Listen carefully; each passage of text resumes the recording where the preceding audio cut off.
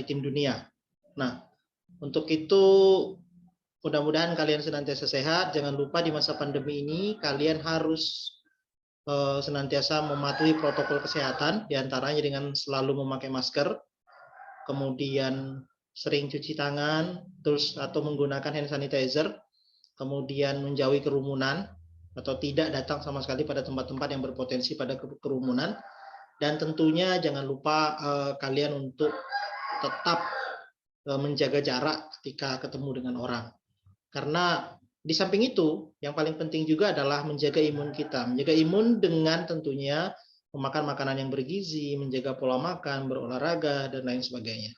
Oke, baik, pada hari ini Bapak ucapkan selamat kepada kalian karena sudah naik ke kelas 11. Nah, berbicara tentang potensi sumber daya laut Indonesia yang pernah kita bahas di kelas 1 tentang perairan laut dan potensinya, ternyata laut Indonesia itu luar biasa. Jadi kalau kalian ingat, laut kita itu menyimpan berbagai macam kekayaan alam. Di antaranya banyaknya ditemukan pertambangan minyak bumi, gas alam di lepas-lepas pantai Indonesia. Kemudian tentunya potensi perikanan laut kita yang sangat luar biasa. Kemudian nanti kalian lihat video berikut ini tentang potensi laut Indonesia. Selamat menikmati.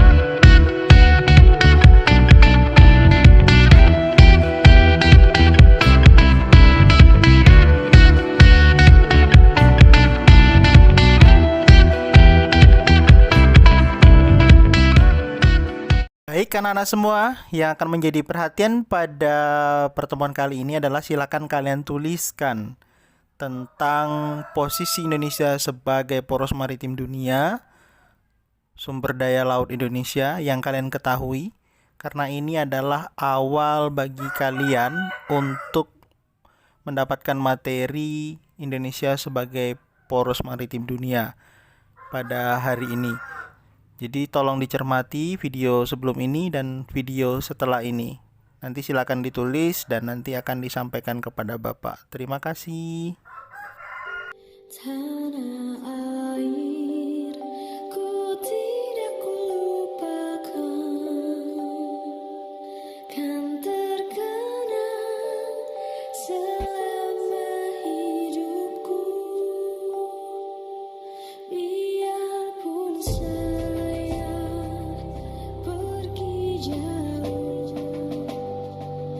Tidak akan hilang dari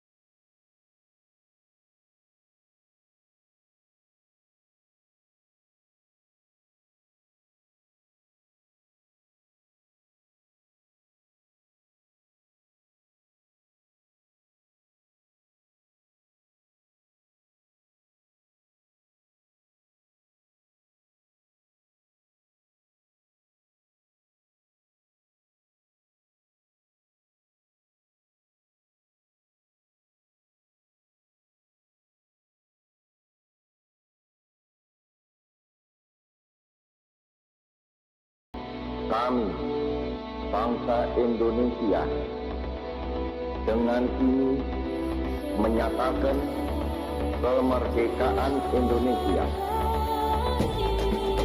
Hal-hal yang mengenai pemindahan kekuasaan dan lain-lain diselenggarakan dengan cara saksama dan dalam tempo yang sesingkat-singkatnya. Jakarta, 17 Agustus 1945. Indonesia, Soekarno, Hatta. Kita menyimak video tersebut, kali ini kita akan membahas tentang materi kita tentang Indonesia sebagai poros maritim dunia. Presiden kita, Presiden Republik Indonesia Joko Widodo sudah mencanangkan bahwa Indonesia adalah sebagai poros maritim, sebagai negara kepulauan yang terdiri dari berbagai macam pulau. Nanti tindak lanjutnya kepada adanya satu harga di seluruh wilayah Indonesia, kemudian BBM satu harga, kemudian tol laut, dan lain sebagainya. Itu bentuk-bentuk kebijaksanaan yang dimiliki pemerintah. Nah, oleh sebab itu, tentang materi potensi poros Indonesia sebagai poros maritim, kita lihat di video berikut ini. Nah, kita lihat saja ya video pembelajarannya. Perbedaan letak astronomis, geologis, dan geografis. Baik, materi ini kita akan membahas tentang letak suatu wilayah dapat dilihat dari 3 sudut pandang, yaitu astronomis, geologis, dan geografis.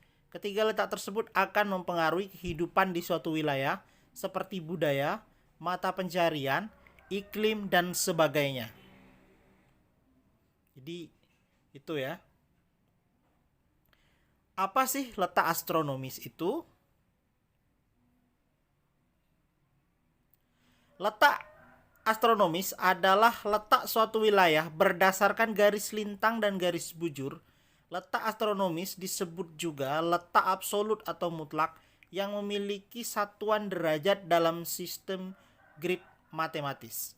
Jadi di peta ada itu. Letak misalnya ya, letak astronomis Indonesia yang berada di 6 derajat lintang utara, 11 derajat lintang selatan, dan 95 bujur timur, 141 bujur timur. Berikutnya juga ada letak astronomis negara Turki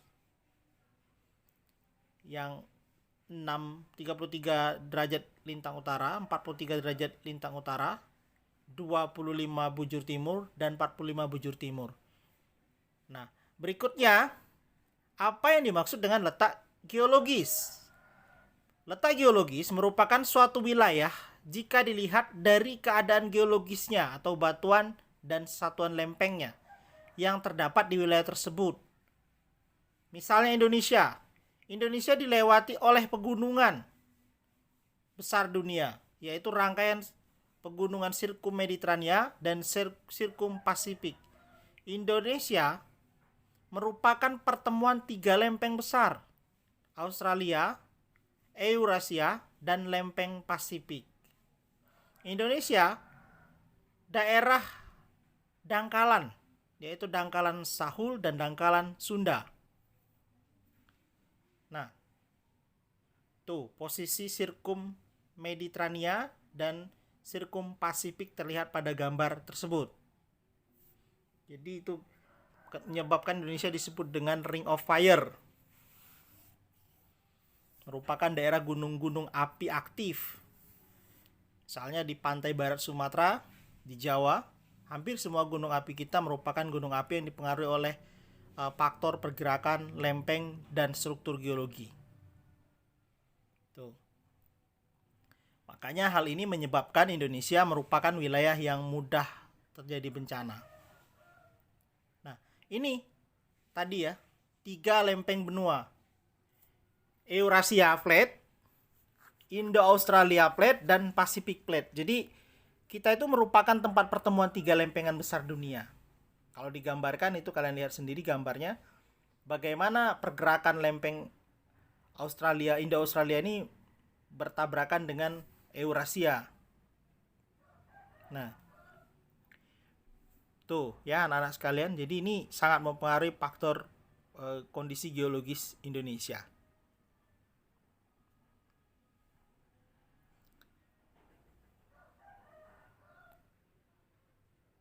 Oke. Untuk selanjutnya kita akan melihat letak secara geografis. Apa sih yang dimaksud dengan letak secara geografis? Letak geografis adalah letak suatu wilayah berdasarkan posisinya terhadap wilayah atau negara lain. Jadi letak strategisnya.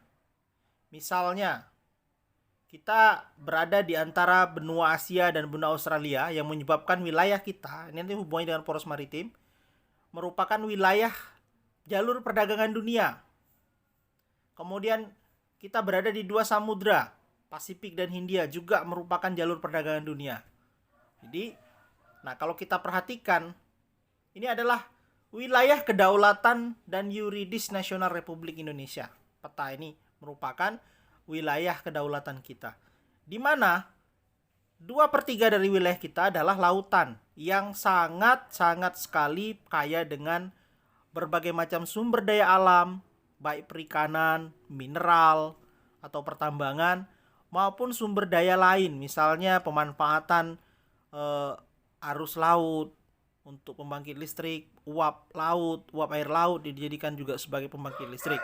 Oleh sebab itu, makanya kita dalam apa yang disampaikan oleh Presiden Jokowi bahwa Indonesia akan menjadi poros maritim dunia. Dari peta ini juga terlihat bagaimana negara kita ini merupakan negara kepulauan yang sarana transportasi kita merupakan pintu gerbang dari perdagangan dunia. Itu harus kita manfaatkan. Di samping kita memaksimalkan fungsi sumber daya alam yang ada di kita. Ya, sumber daya alam kita, perikanan kita. Kenapa kita tidak perikanan kita itu masih kalah dari Jepang? Ya. Dan haruskah kita, kekayaan alam kita ini justru dimanfaatkan oleh orang lain? Oleh sebab itu, anak-anak sekalian, menjadi perhatian kita bahwa Indonesia harus memanfaatkan secara maksimal posisi strategisnya sebagai pusat maritim dunia.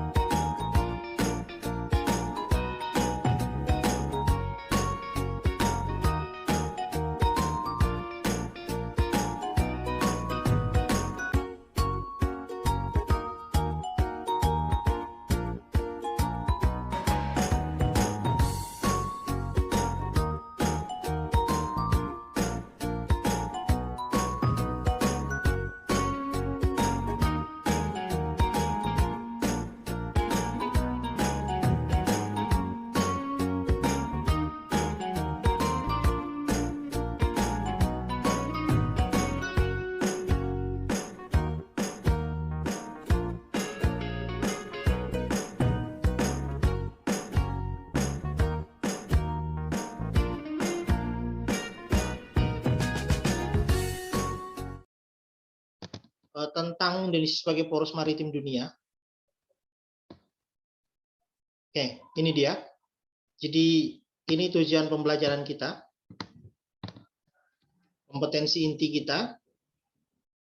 Menghayati dan mengamalkan perilaku jujur, disiplin, santun, gotong royong, toleran, tanggung jawab, responsif, dan proaktif dalam berinteraksi secara efektif. Memahami penerapan dan penganalisis pengetahuan faktual, konseptual, prosedural, dan metakognitif berdasarkan rasa ingin tahu tentang ilmu pengetahuan. KI 4-nya mengelola, menalar, dan menyaji dalam ranah konkret dan ranah abstrak terkait dengan pengembangan dari yang dipelajari di sekolah secara mandiri. Kompetensi dasar dan indikator, memahami konsep kondisi wilayah Indonesia dan posisi strategis Indonesia sebagai poros maritim dunia. Jadi kalian memahami luas, letak, batas wilayah Indonesia, dan lain sebagainya. Nah, tujuan kita, kalian akan memahami luas, letak, dan batas wilayah Indonesia, memahami karakteristik wilayah daratan dan perairan Indonesia, memahami perkembangan jalur transportasi dan perdagangan internasional di Indonesia, memahami potensi dan pengelolaan sumber daya kelautan Indonesia, berdiskusi tentang letak dan posisi geografis Indonesia, dan kaitannya dengan poros maritim dunia, menyajikan laporan hasil diskusi tentang posisi strategis Indonesia sebagai poros maritim. Jadi nanti kalian diskusi ya. Baik. Nah, kegiatan literasi kita melihat atau memperhatikan beberapa gambar. Oke, baik.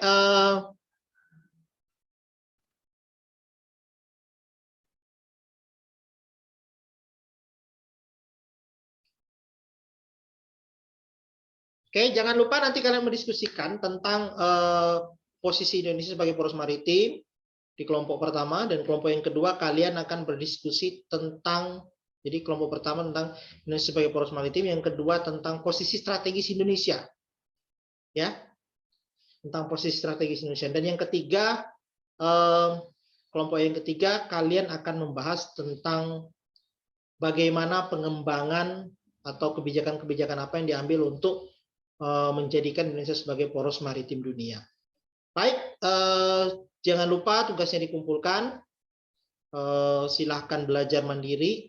Materi ini bisa di-download, kemudian di deskripsi, dan nanti juga dibagikan ke WA Group. Untuk materi berikutnya, nanti kita akan bahas minggu depan tentang materi kebijakan-kebijakan di dalam kebijakan-kebijakan dalam Indonesia sebagai wilayah atau poros maritim dunia. Baik, anak-anak sekalian, sampai di sini dulu. Kalau tidak ada pertanyaan, silakan pertanyaannya nanti dituliskan di komentar. Nanti kita jawab di pertemuan yang berikutnya. Lebih dan kurang mohon maaf. Wabillahi taufiq wal hidayah. Assalamualaikum warahmatullahi wabarakatuh. Sampai jumpa minggu depan di materi berikutnya. Oke, bye.